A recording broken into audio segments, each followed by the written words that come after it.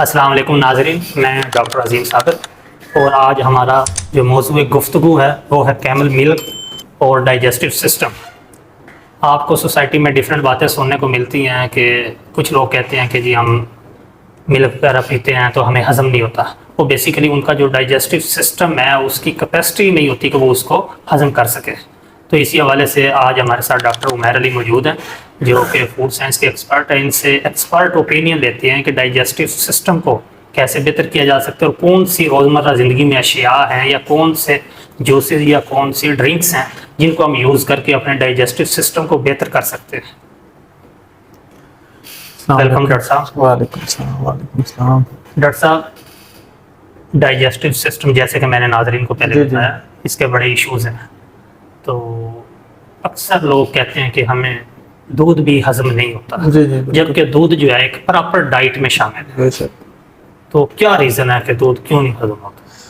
अच्छा सर, इसमें सबसे पहली चीज़ ये होती है कि नॉर्मली जो हमारी नॉर्मल यहाँ पे कंज्यूम होता है हमारे साउथ एशिया में, वो है नॉर्मली काऊ मिल्क या बफलो मिल्क। हम मोस्टली इसको प्रेफर करते हैं, काऊ मिल्क यूज़ कर लिया, बफलो मिल्क। अब उसमें होता क्या है कि उसमें लैक्टोज की जो परसेंटेज होती है ना वो ज़्यादा होती है। अब उस लैक्टोज परसेंटेज ज़्यादा होने की वजह से कुछ लोग जो है वो उसको डाइजेस्ट नहीं कर पाते क्योंकि उनके अंदर लैक्टोज की इंटॉलरेंस होती है। अब लैक्टोज इंटॉलरेंस का मतलब यह है कि उनकी बॉडी जो है वो लैक्टोज को प्रॉपरली डाइजेस्ट नहीं कर सकती, जिस वजह से उनको ये डाइजेशन के प्रॉब्लम्स फेस करना पड़ते हैं। इसके अलावा जो काऊ मिल्क है या बफलो मिल्क है उसके अंदर कोई ऐसा जिसको कह लें कोई प्रोबायोटिक्स नहीं है जो उनकी स्टोमिक हेल्थ को या गट हेल्थ को इम्प्रूव करे, जिससे उनकी डाइजेशन के प्रॉब्लम्स जो हैं वो सॉल्व हो सके। तो ये कुछ वजूहात होती हैं जिसकी वजह से लोग जो है वो काऊ मिल्क या बफलो मिल्क को डाइजेस्ट नहीं कर पाते। इसके अलावा और भी प्रॉब्लम्स हो सकती हैं कि उनके डाइजेस्टिव सिस्टम में कोई इन्फ्लेमेशन है। डॉक्टर साहब देखें, चलें ये तो एक नॉर्मल इंसान की बात हो, अगर कोई शुगर पेशेंट है सपोज, अब लैक्टोज की आपने बात की, फिर सक्रोज, डिफरेंट टाइप की जो शुगर्स हैं बेसिकली, ये अब सारी जो एक शुगर पेशेंट है उसके लिए तो ऑलरेडी प्रॉब्लम है। जी। तो जो शुगर पेशेंट है वो काऊ मिल्क या बफलो मिल्क या कैमल मिल्क, इन तीनों में से कौन सा दूध बेहतर रहेगा कि एक शुगर पेशेंट उसको यूज कर सके? इसमें बेशक जो कैमल मिल्क है ना वो बेहतर रहेगा जो एक शुगर पेशेंट है, जो डायबिटिक पेशेंट है उसके लिए। उसकी बड़ी वजह ये होती है कि जो कैमल मिल्क है डॉक्टर साहब उसके अंदर इंसुलिन लाइक प्रोटीन्स होती हैं, यानी वो प्रोटीन जो बिहेव करती हैं जिनका chemical structure just like insulin होता है कि जो हमारी बॉडी में प्रोड्यूस होती है और जो शुगर्स के या ग्लूकोज के अगेंस्ट काम करती है। ठीक है, बॉडी के अंदर ब्लड शुगर लेवल को मेंटेन रखती है इंसुलिन। तो कैमल के मिल्क के अंदर सेम वही प्रोटीन्स होती हैं जो ब्लड शुगर लेवल को मेंटेन रखती हैं, जिसकी वजह से ये डायबिटिक पेशेंट के लिए बड़ा मुफीद है। ओके, अच्छा डॉक्टर साहब, कैमल मिल्क जो है जी। आप इसके बेनिफिट्स बता रहे हैं और शुगर पेशेंट भी यूज कर सकते हैं। बिल्कुल। इसकी बेसिकली जो विटामिन्स या मिनरल प्रोफाइल है वो बेसिकली है क्या? इसमें कौन कौन सी चीजें शामिल है कि जो इसकी अफादियत को बढ़ा देती है? इसमें सबसे पहले तो ये चीज याद रखें कि विटामिन ई जो है, जिसको हम नेचुरल एंटीऑक्सीडेंट भी बोलते हैं, ये हमारी बॉडी में विटामिन ई जो है ये ऑक्सीडेशन ही होने देता है, इन्फ्लेमेशन होने से बचाता है। तो नेचुरल एंटीऑक्सीडेंट कैमल मिल्क के अंदर मौजूद है, जबकि काऊ मिल्क के अंदर नहीं है। विटामिन सी जो है वो कैमल मिल्क के अंदर मौजूद है। ठीक हो गया। इसके अलावा विटामिन ए भी मौजूद है। विटामिन ए काऊ मिल्क में भी होता है और कैमल मिल्क में भी है, लेकिन काऊ मिल्क के अंदर विटामिन सी और ई नहीं होते, जिसके अल्टीमेट हमें अलग से बेनिफिट जो है वो कैमल मिल्क से मिलते हैं। अगर हम मिनरल प्रोफाइल की बात करें तो जिंक और सेलेनियम जो है ये भी कैमल मिल्क के अंदर होते हैं। और जिंक जो है वो हीलिंग में हमारी मदद करता है, वाउंड्स हीलिंग में। और अगर हम सेलेनियम की बात करें तो कैमल मिल्क के अंदर हाई क्वांटिटी में सेलेनियम मौजूद होता है और इसके बड़े बेनिफिट्स हैं। इसको ब्रेस्ट कैंसर के अगेंस्ट भी रिकमेंड करते हैं औरतों में ना। इस तरह अगर किसी को कोलोन कैंसर है तो उसके लिए भी रिकमेंड किया जाता है कि आप कैमल मिल्क यूज करें, क्योंकि उसके अंदर सेलेनियम होता है जो कि ब्रेस्ट कैंसर या कोलोन कैंसर के खिलाफ जिसको इस मिनरल को इस्तेमाल किया जाता है। तो ये इसकी यूनिक मिनरल प्रोफाइल है। कैमल जो है बेसिकली ये एक डेजर्ट का एनिमल। बिल्कुल ठीक है। अब दुनिया की जो आबादी है वो डेजर्ट्स में तो नहीं है, अगर है भी तो बहुत नॉमिनल सी है। बिल्कुल। दुनिया की आबादी तो प्लेन एरियाज में है, ठीक है, जहाँ रोजमर्रा जिंदगी के मामलात सारे पूरे होते हैं। जी। ठीक है। अगर हम पाकिस्तान की बात करें तो कैमल हमें मिलेगा थरपार तक में मिलेगा, चोलिस्तान में मिलेगा, या फिर थर डेजर्ट में मिलेगा, ऐसा ही है, ठीक है, या बलूचिस्तान के कुछ पोर्शन है उधर आपको Portion है, मिलेगा। बिल्कुल। अगर हम अक्रासी बॉर्डर चले जाएं तो इंडिया के राजस्थान डेजर्ट में आपको मिल जाएगा, ठीक है, या फिर मिडल ईस्ट में मिल जाएगा, आपको ठीक मिल है। जाएगा।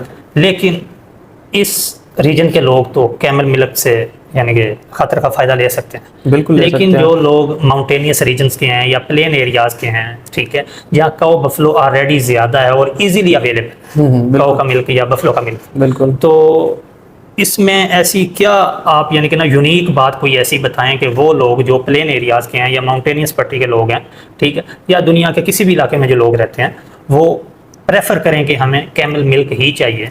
अच्छा, इसमें एक सबसे जो बड़ी वजह, अगर लोगों को कैमल मिल्क की अफादियत पता लग जाए तो फिर सबसे पहला ऑप्शन ये होता है कि आप खुद उनकी रेयरिंग स्टार्ट करें। जो बड़े बड़े फार्म्स हैं वो कैमल की रेयरिंग की तरफ तवज्जो दें।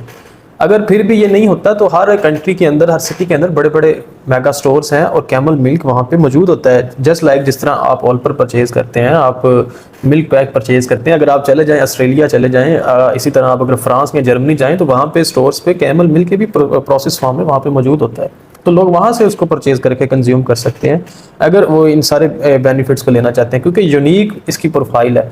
और सबसे बढ़कर स्किन केयर के लिए भी कैमल मिल्क को प्रेफर किया जाता है, क्योंकि इसके अंदर विटामिन ए भी मौजूद है। स्किन एक्नी जो ट्रीटमेंट होता है उसमें भी कैमल मिल्क को यूज़ किया जाता है। बेसिकली कैमल मिल्क को वो डिफरेंट चीज़ों के साथ कम्बिनेशन में बना के उसमें कैमल मिल्क यूज़ करते हैं स्किन को फ्रेश रखने के लेकिन लिए। स्किन के हवाले से तो अक्सर कहा जाता है कि जो बेसिकली गोट मिल्क है, जी, जी। स्किन केयर में इसका बड़ा रोल है। बिल्कुल, गोट लेकिन मिल्क आज का भी। आपने एक नई बात बताई है कि जो कैमल मिल्क है बेसिकली ये भी स्किन केयर में बेशक क्लीन इसकी रोल वजह प्ले यह है करता कि इसके अंदर विटामिन डॉक्टर साहब ई होता है जो नेचुरल एंटीऑक्सीडेंट है और आपकी स्किन की ऑक्सीडेशन नहीं होने देता। एंटी एजिंग प्रॉपर्टीज हैं कैमल मिल्क की, इसलिए जो कैमल मिल्क है वो एक्ने ट्रीटमेंट्स में भी इसको इस्तेमाल किया जाता है।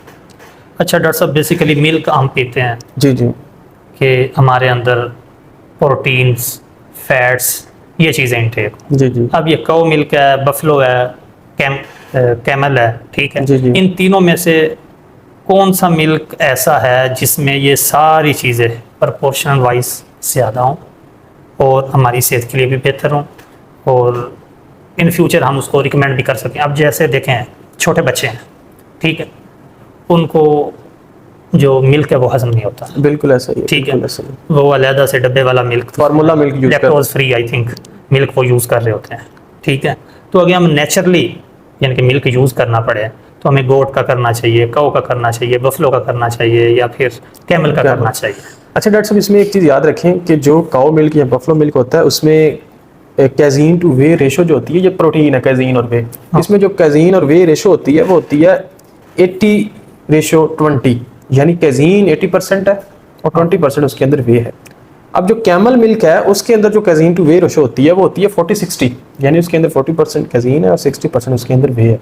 अब एक चीज़ याद रखें कि जिस मिल्क के अंदर आपकी वे की परसेंटेज कम होगी और कैजीन की ज़्यादा होगी, उसको डाइजेस्ट करना भी मुश्किल होगा, उसकी डाइजेशन में प्रॉब्लम्स आएगी। यही वजह होती है बच्चों में जब हम उनको काऊ मिल्क या बफलो मिल्क देते हैं तो उसमें कैजीन 80% है, 20% उसके अंदर वे है, तो वो उनको डाइजेस्ट नहीं होता।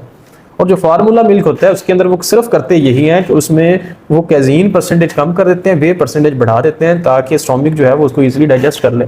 तो कैमल मिल्क में ऑलरेडी जो है वो कैजीन रेशो, कैजीन की परसेंटेज कम है और वे की ज़्यादा, तो बेहतर है कि आप कैमल की तरफ मूव करें, नेचुरली जो है सोर्स से मिल्क आ रहा है उसको कंज्यूम करें आप। ये नाजरीन सुन लें आप लोगों भी कि कैमल मिल्क जो है ये बेटर है as compare to buffalo milk या फिर काऊ मिल्क, ठीक है।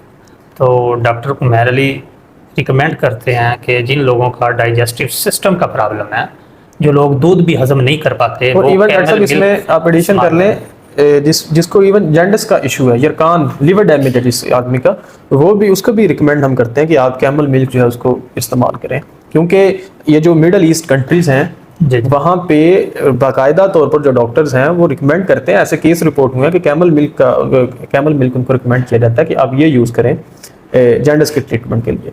और यूनानी मेडिसिन जो हैं उनमें भी अब कैमल मिल्क प्रोटीन्स को इस्तेमाल किया जा रहा है different disease. Okay, thank you very much doctor साहब। बहुत शुक्रिया सर।